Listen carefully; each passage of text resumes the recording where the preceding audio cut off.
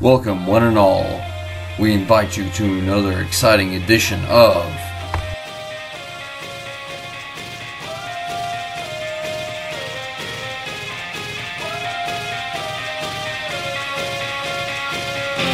We Walk Alone.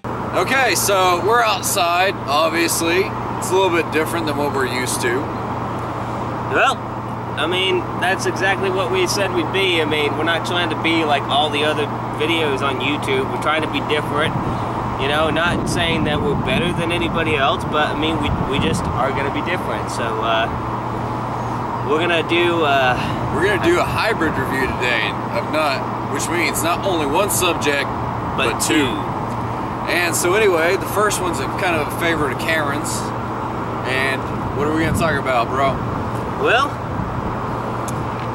just kind of a walk down memory lane for some of you people, but I guess it was back in 1979 when it started, but a man known as John Z. Delorean came up with this concept of a new car that would be different from all other cars, and in 1982 they kind of like took off. They kind of took off in 1982, and really, I mean, there was a lot of design flaws at first with the DeLorean. I mean, it did kind of grow in popularity due to the Back to the Future series, the trilogy, but like it still had its design flaws.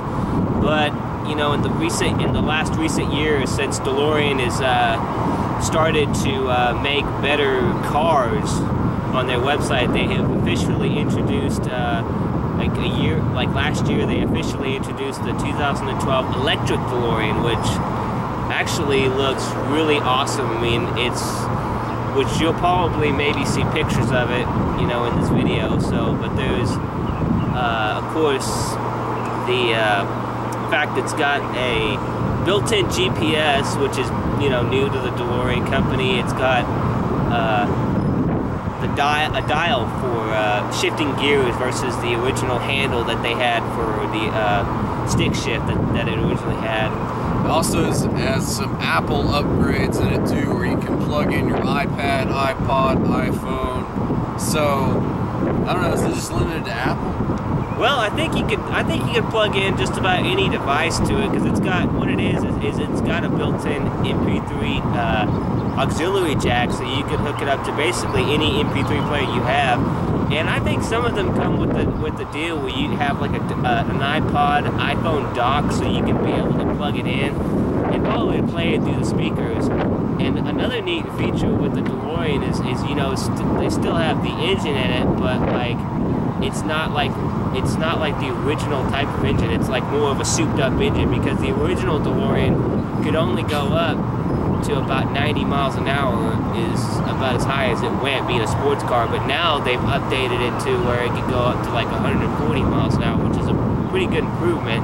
Yeah, so you'll be able to go 88 miles per hour if you have to. But the only flaw with that is, you know, no Mr. Fusion. Yeah, no Mr. Fusion, no flux capacitor. So there's no chance of you going back in time in a DeLorean. But another neat like thing about it, like is automatic doors. Yeah, automatic. Are they gull wing or what? They're the gull wing doors, but they now have a little button on the inside of the car, and they come with a key fob so that you can actually manually, if you don't feel like, you know, doing the adult thing and open them up by hand, if you feel like a lazy bum, then you can just push the button and have the doors open. You're like, right, all right, I'm gonna be lazy. Yeah, you know, you just have the door open up for you. And so the electric charge is behind the grill. You flip open the grill, and that's where you put, because it's a hybrid, right? Or is it all no, it's electric. It's just pure electric. It's pure electric. So that's where you plug it in. And the battery chamber is in the back of the DeLorean, like where the engine was. Because I think the engine's still in the back, but the battery pack's back there too. And the cool thing about the battery pack is that it's lit up with neon lights when you open it up, so that if you need to do any work on it, especially like if it's nighttime, it already has the lights in there so you can work, which is a neat little feature they have. And I didn't actually see the how much the car can run as far as on a full charge. I don't know how you know far the car can go on a full charge, and honestly, I don't know how long it takes to charge the DeLorean, but all I know is that it's a really neat idea. But if you ever get a chance to go on DeLoreanMotorCompany.com, there is like a feature on there where you can basically build your own DeLorean with whatever you want in there. And one day, just for kicks, I went on there and I selected every upgrade that I could possibly get.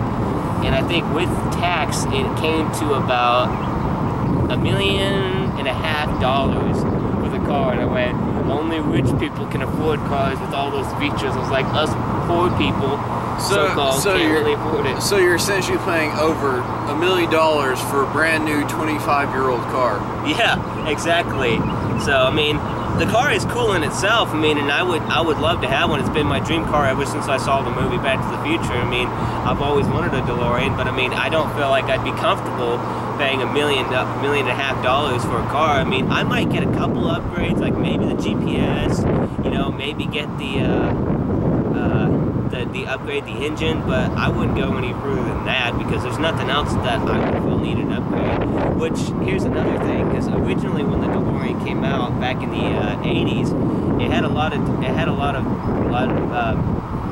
bad problems with the doors falling off and like the windows falling out. But since they've, you know, started to redo them and stuff, and they've got all the parts, they've been able to do a lot better job to make them to where the doors can actually close good and steady, and the windows can actually, you know, don't have to worry about windows falling out.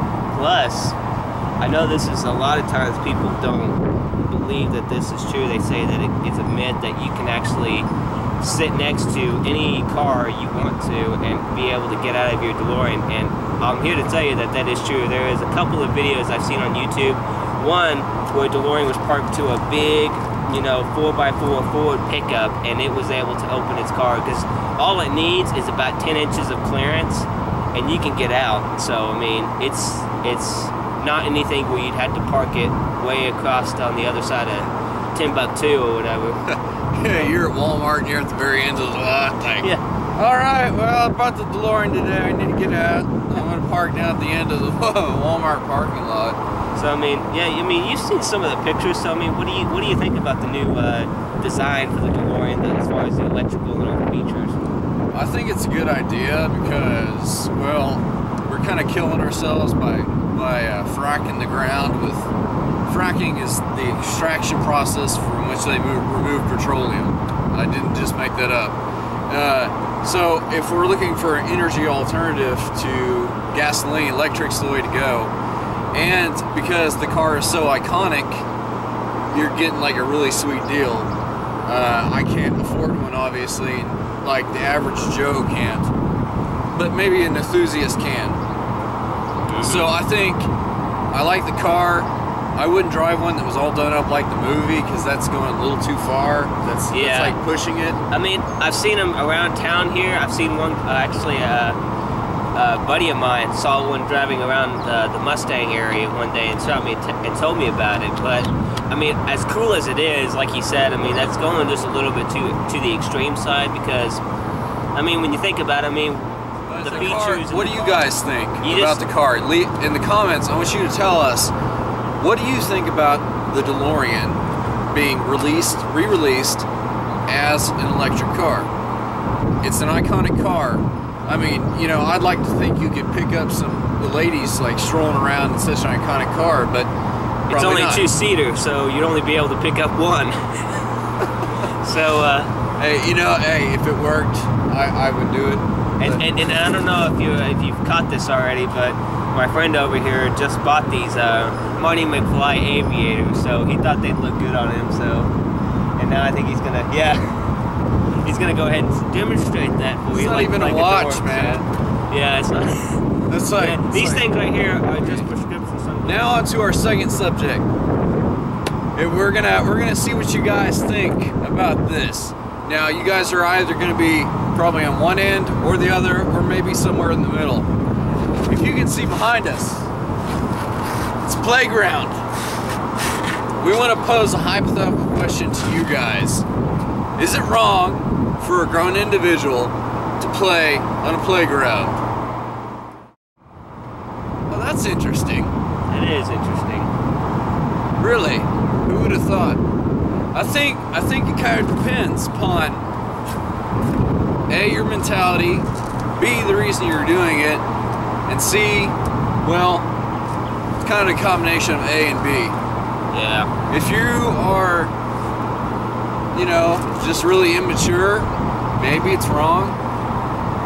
But if you're doing it to get exercise, or you're just bored, maybe it's not. I think it kind of depends upon your perspective, maybe. Because I know that some people might go onto a playground drunk, which we wouldn't do that. You know, we're not going to do that. We're not going to get drunk and get on a dang playground and make fool of ourselves. It's part of our religious beliefs not to get intoxicated. So. Yeah, but you know, I could definitely. There is like you said before. There's two sides to the question. So I mean, either, you know, some may say that I feel like two grown individuals playing on a playground is, you know, kind of ridiculous, and others might say, you know, that as you know, if you're doing it to get exercise, or if you want to just reminisce about the past, you know, by all means. But that's the question is up to you guys. We're not going to answer that question, but that's totally you guys tell us in the comments below. Yes, tell us about it. So I agree with you. If you're doing it for exercise, that's a good reason. If you're doing it just to get out and do something, again, I personally believe that's a good reason. If you're just sitting at home doing nothing, being a vegetable like some people do, is become a vegetable. Do you know that although it's not much activity, you do get exercise by swinging on a swing set? It's true. Because you have to use your legs. I mean, and when you are swinging, you're working your ab muscles too. Because when you're swinging, you're moving your lower portion of your body with your legs, and you're adjusting your weight when you swing back and forth. Mm-hmm. So that's another reason that they encourage kids to play, is it gets them exercise. So with the increasing epidemic of kids becoming obese, we support the notion for kids to get out and play. Yes. And like Walt Disney believes, you can be young at heart. And if you're doing it for the right motives, you shouldn't be ashamed to get exercise. Yep. I'm just saying, personally, it's more fun to be on a swing set than it is running a mile. But you know what? That's because I think if you take yourself too seriously, you're like, I'm a grown man. I'm 25 on a swing set. Yeah. You're getting exercise. Yeah. So there you have it. You know, like we said, I think it's your perspective of how you take it. It deals with perspective, right motives, and the overall reason you're doing it. You know, so again, tell us in the comments. We want to hear from you guys. And again, let us know what you think of our channel. Okay? This is what we want a normal review to be like. Not something just super long where you're like, okay, these guys are just talking their heads off. Oh, I'm gonna go watch Katy Perry. Yeah. Or you know, Skrillex, whatever. You know, some dude shooting a gun. I don't care what it is. We want to make sure that you guys keep interested. Yep. So tell us in the comments what you think. Give us suggestions, what you would like us to review. So anyway, we're gonna go do some basketball or something else. I got a ball on the run, man. You guys have a good day. This is Midwest Reviews signing off. Thank you.